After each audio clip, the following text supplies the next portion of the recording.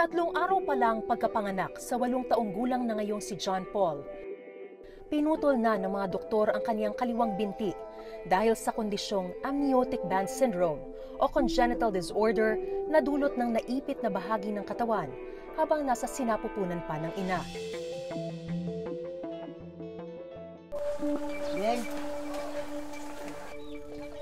Dahil sa kondisyong ito, ang kaniyang kuyang si John Frederick o John John di lang nagsilbing sandigan at tagapagtanggol laban sa mga nambubuli at nang-aapi.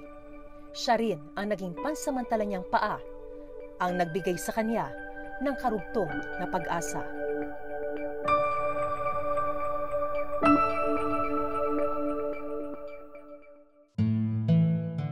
Sa kondisyong ito na kinagisna ni John Paul, iisa lang ang kanyang hiling at natatanging panalangin. Magkapaa po ako.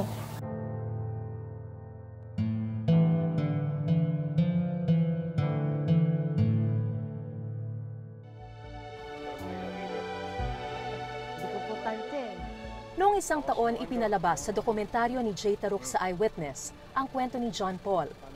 Marami ang naantig sa kanyang kwento. Nawa ka mo lang dito. Opo.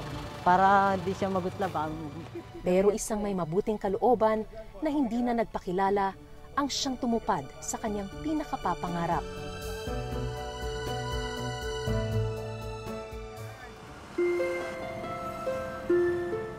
Sa araw na ito, isang matamis na sorpresa ang naghihintay kay John Paul.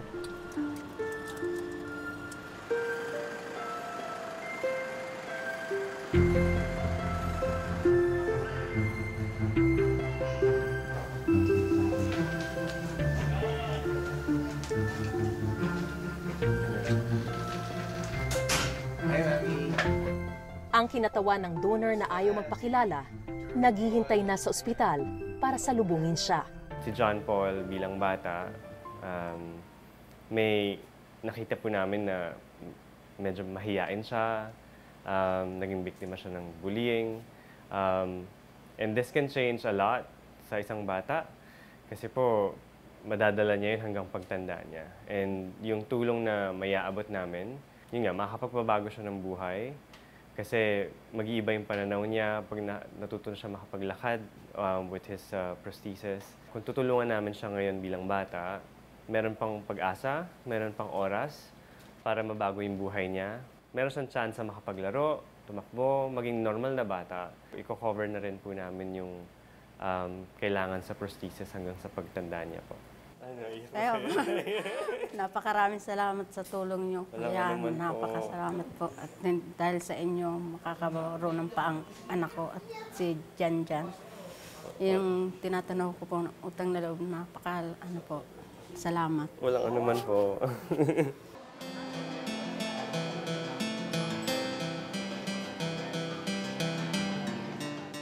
Hindi pa man nakikita, dama na ni John Paul ang magandang regalo ngayong Pasko. Hindi niya na ako po kakargahin. Makakatakbo na po. Maraming salamat po sa mga tumulong. Sa akin po magkapaa. Sa akin po magkapaa. Masaya po. Dahil magkakapaa na po siya. Hindi na po mag-aalala. Kasi may pana rin po siya eh. Buto mo na to. Susukatan na sana ng prosthesis si John Paul. Ang kaso, may nakitang problema ang mga doktor.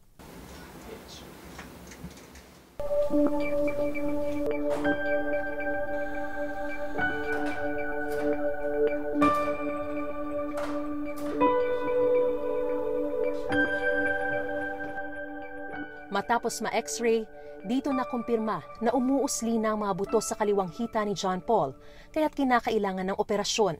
Dahil nga po lumalabas yung tumutusok na yung buto sa may balat dun sa dati na operahan. No?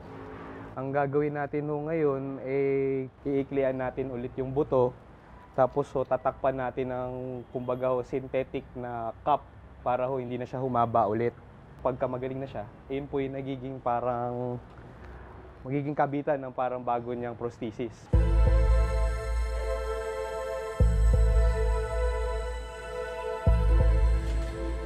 Dumating na ang araw ng operasyon.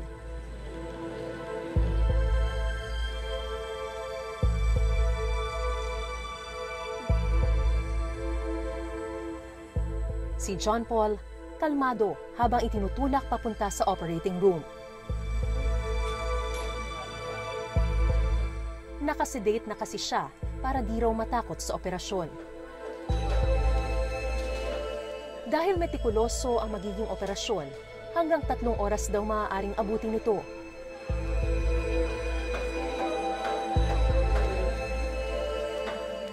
Kaya si Nanay Neri at Kuyang si John John, di halos mapakali at talagang kabado.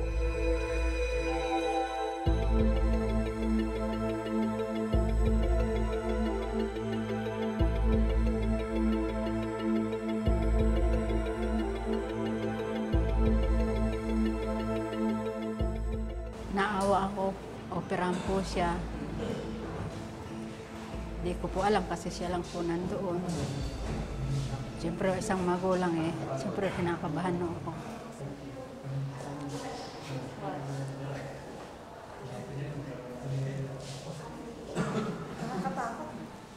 Nakakatakot to talaga.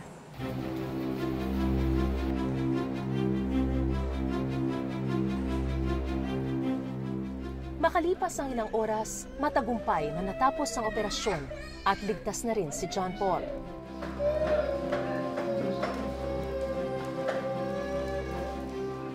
Pero hindi sa sakit na dulot ng hiwa sa kanyang binti.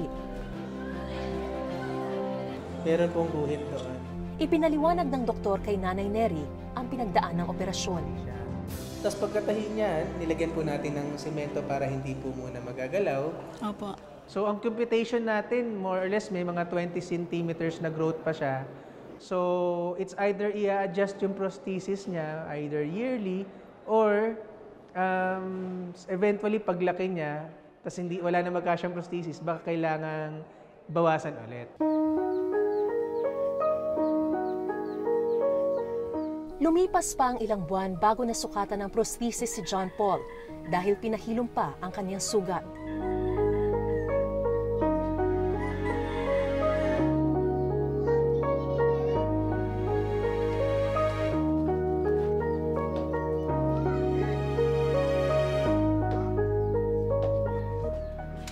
Pero sa araw na ito,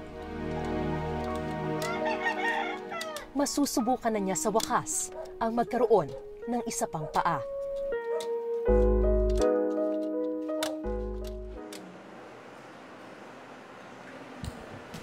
Hello!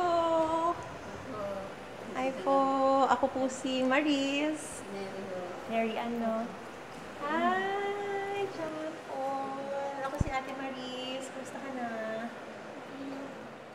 Pero si Nanay Neri, sinabing natagalan pa ang pagsusukat sa prosthesis dahil na-impeksyon daw ang bahaging inoperahan sa anak. Kasi po yung tali dito, nagpumutok po yung nagkaroon ano ba yun? Lapnos po yun. Ito part na to nung infection? Opo. Kasi may sariwa pa yung gitna. Paano ka maglalakad? Tinanong ko sa doktor kung ano ang sanhi ng impeksyon.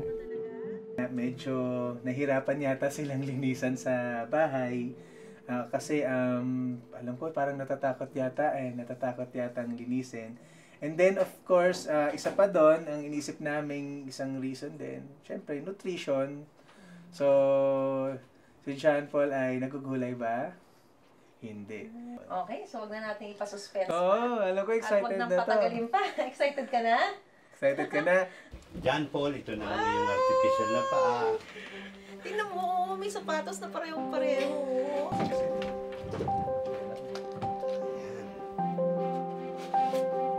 Santo? Since bagong kabit po yung artificial na paa ni John Paul, ina-advise ko lang na wag muna niyang ilalakad ng dire-diretsong mahaba kasi baka mabigla yung skin.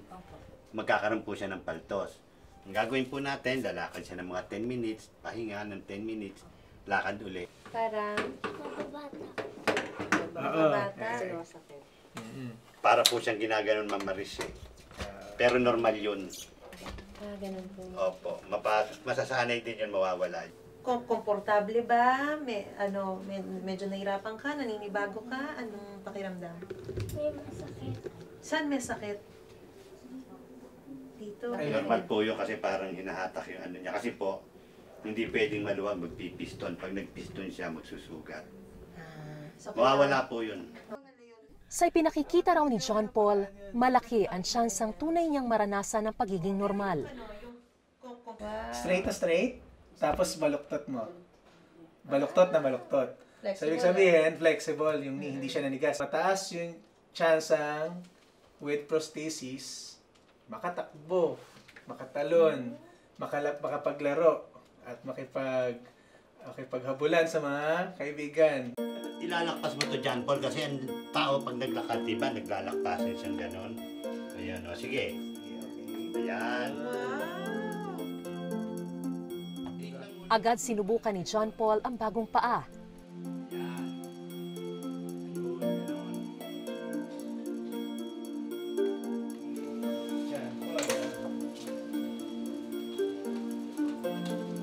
Ito, mas mabilis.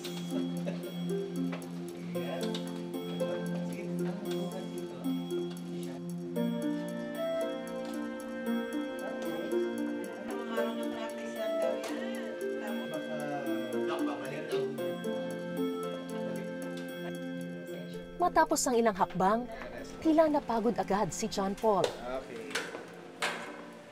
Ano yung pakiramdam mo? Tumatama to. Ayun pong nararamdaman niya, Mama Riz, na sinasabi niya masakit dito, yun po yung ligament niya. Since na maiksi po dati yung ano niya, nung amputated pa, ang tendency, parati po siya nakaplex. So parang umurong yung litid niya. Eh ngayon po, may weight nang dinadala, nai-stretch siya, yung sinasabi niya masakit. That's why yun yung option na re-refer natin siya sa rehab. Para ma-stretch. Yes, so ang gagawin ng rehab, ng therapy is stretching yung hamstring kasi siya. Hamstring ligament.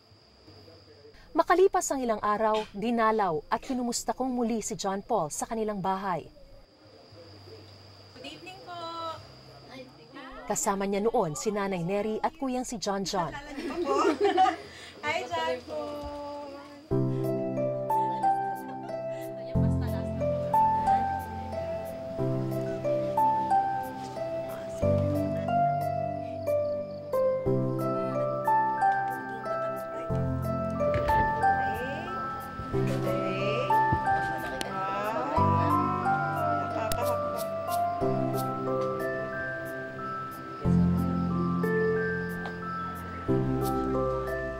Noong gabing yun, paulit-ulit silang nag-e-ensayo para masanay lalo si John Paul. Pero hindi rin pala biro ang pagsusuot ng prosthesis.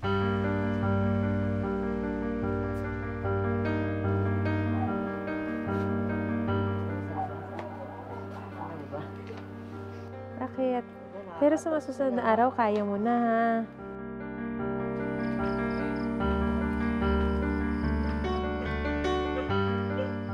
Maya't maya, napapagod si John Paul. Minsan, tila hindi pa rin makapaniwala si John Paul sa nagagawa. Hindi. O, anong pakiramdam? Dati ba nakakaganyan ka? Hindi. Ang mas ikinasasaya niya, ang paniwalang sa bagong paa, mawawala na ang mga pambubuli at pang-aalipusta. Lalaki yung nang-aasar sa'yo na isa? Ano sinasabi naman niya sa'yo?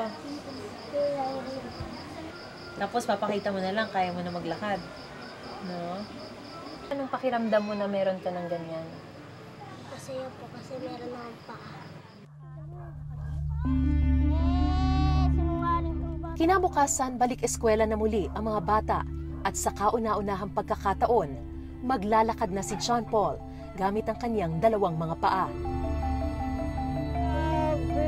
Dara! Ayos ba? Sana kuya! Kasama pa rin natin si Kuya? Pero tila mayroon pa ring problema.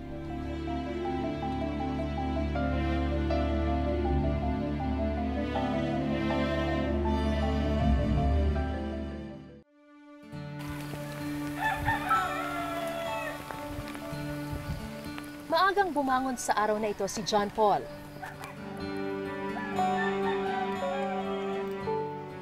Kumusta ang tulog mo? Kumusta ang tulog? Nakatulog ka ba na maayos? So, kaya mo na siyang isuot ng matagalan? Di pa. Hindi pa. Pero paano yun, Di papas? pa lang siya. Konti-konti.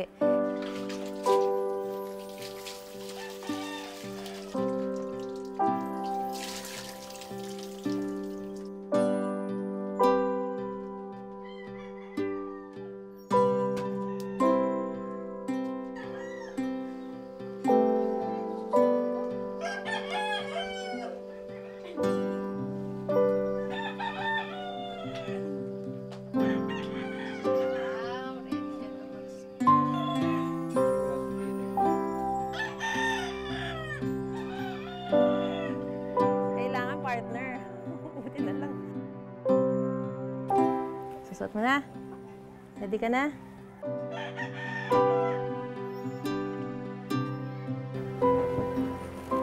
Lumaki pa mo ah. Hindi na kasya.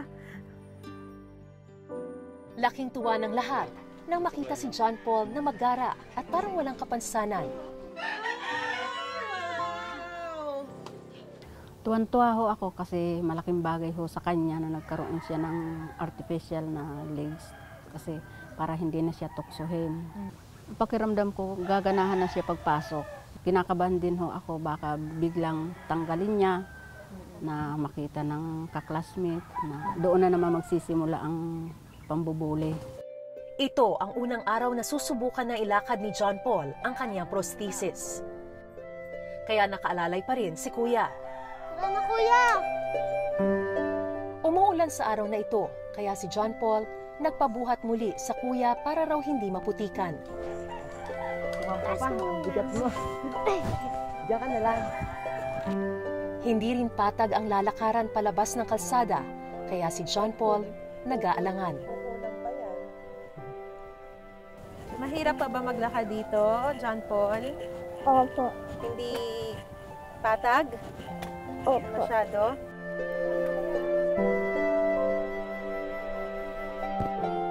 Pero pagdating sa patag ng kalsada, si John Paul nagpababa na. At sinubukan ng maglakad na nakahawak na lang sa Kuya. Mas ano ka na ngayon? Malaking kaluwagan po kasi tulad po niya, siya na po nagsasabi sa akin na huwag ko na daw po siya hawakan, ganyan ho. Masarap po sa pakiramdam na nakapaglakad po siya na mag-isa, kaya niya na po sa sarili niya. Maya-maya pa, may itinuturo sa akin si John Paul. Nakita niya kasi ang batang nambubuli raw sa kanya. Pero pagkaturo, kumaripas na ito ng takbo. Nakita ka ba niya na meron ng paa? Dito po ulit sa kanya.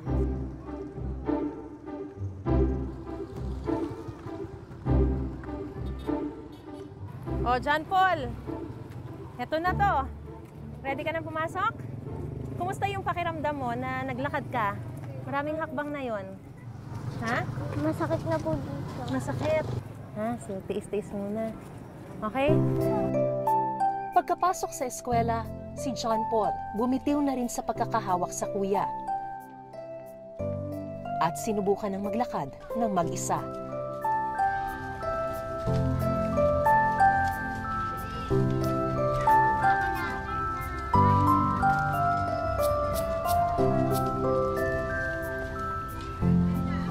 Anong naramdaman nyo nung nakita nyo na may paa na pala si John Paul? Masaya po. Masaya? Bakit? May bago na po siya. Nakakalakad na naman siya.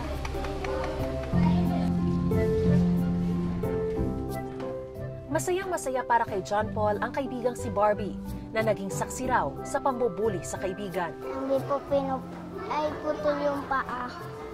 Binubuli-buli po, inaasam. Naasar? Anong reaksyon niya? Inaanuhan nga lang po. Ano? Kung para bang sinasabihan din po. Na tumigil na? Eh, ikaw, anong nararamdaman mo kapag may nangaaway sa kanyang ganon? Nasasaktan din po. Ngayon, first time mo makita na meron na siyang paa?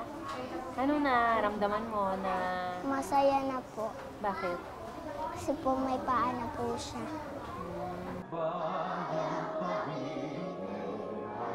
Sa flag raising ceremony, kitang-kita ng malaking pagkakaiba. Kung dati kasi nakaupo lang si John Paul, ngayon tila komportable na siyang nakakatayo ng matagal-tagal. Dahil bago pa lang niyang suot-suot ang prosthesis, hindi pa niya magawang umindak.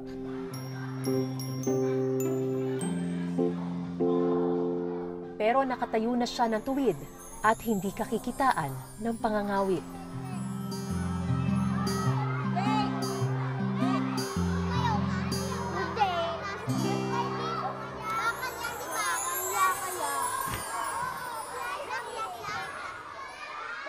Bibo na rin si John Paul sa sabayang pagbasa.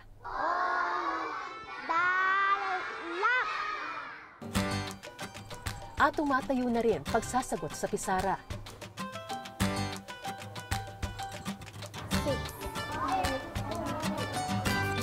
Pagdating na recess, di na rin siya naiiwan sa silya. Kung dati kasi binibilhan lang siya ng kaklase, ngayon siya na mismo kumukuha ng kanyang makakain.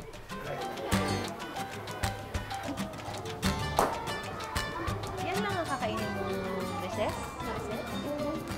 Kumuha pa siya ng sopas.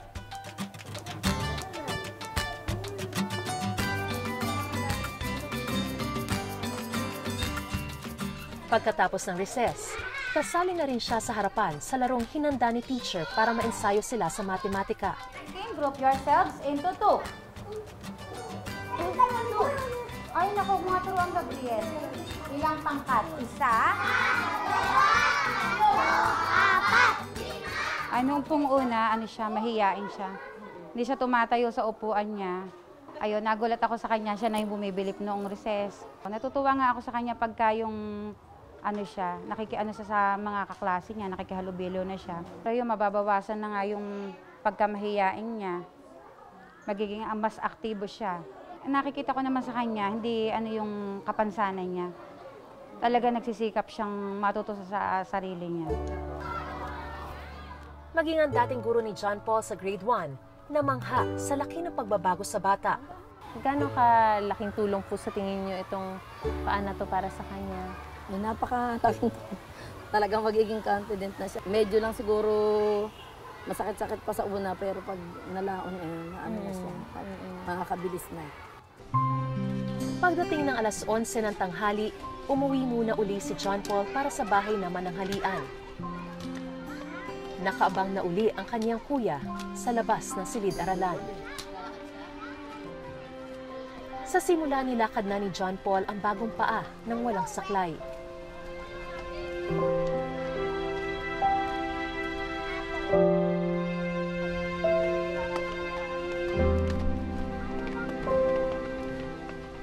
Pero maya-maya pa,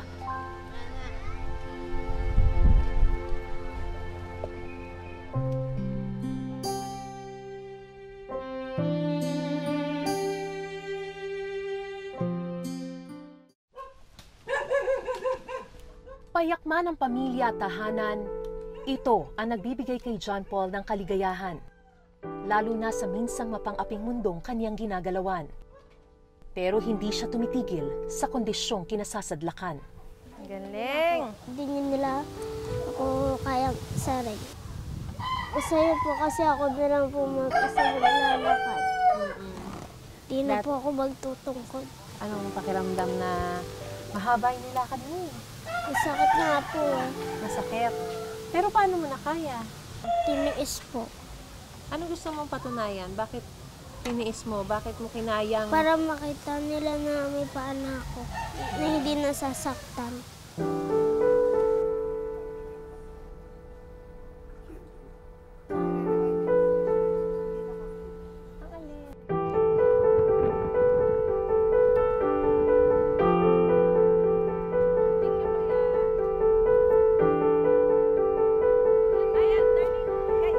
Patuloy siyang nagsusumikap para raw maabot ang pangarap na maging arkitekto.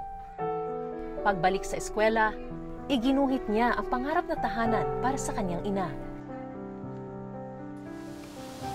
Gusto kong matulungan. Na ano? Na mabigyan siya ng bahay. Bahay? Anong bahay ang pangarap mo para sa nanay mo? Malaki. Kasi marami kami. Para hindi kayo magkakahiwalay? Opo. Wala, sa tingin ko po, kaya niya na Kaya niyang magawa yung pangarap niya Huwag siyang mawawala ng pag-asa kasi para sa kanya yun. Mag-aral siyang mabuti para maabot niya yung pangarap niya. Huwag niyang pansinin yung nagbubuli sa kanya. Huwag niyang pansinin yung kapansanan niya. Ang isipin niya yung makatapos siya kasi malaking tulong ho yun sa kanya. Gamit ang bagong paa, maayos na nairaos ni John Paul ang buong araw na hindi na gaanong umaasa sa iba. Unti-unti na niyang nagagawa ang mga nais niya ng mag-isa. Sa tingin ko, mas buo pa rin po siya kasi hindi po tulad sa iba, naasa po siya po, hindi po naasa sa iba Hindi po, parang ayaw niya magpabigat sa amin sa loob ng bahay. Kaya hanga rin po ako sa kanya. Tapang niya. Sabi ko naman dun, nandito lang naman ako sa iyo Kung kailangan ho. Dahil dito, tila nababago na rin daw ang kanyang pananaw at lumalaki ang pag-asang maaabot ang mga pinapangarap sa buhay. Kaya ko nang tumayo sa sarili ko. Kaya mo na. Hindi ko po tatanggalin. Hindi mo tatanggalin. Kung kaya ko pantiisin, titiisin ko. Salamat kasi sa tumulong sa akin magbigay ng paa. Lahat ng tumulong niya, hindi ko sasayangin. Dati, ang kuya ang nagsisilbi niyang pansamantalang paa.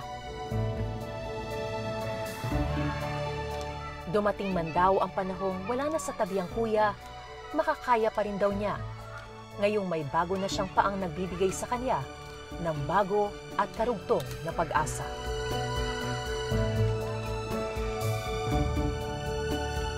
Magandang gabi. Ako po si Mariz Umali at ito ang Eyewitness.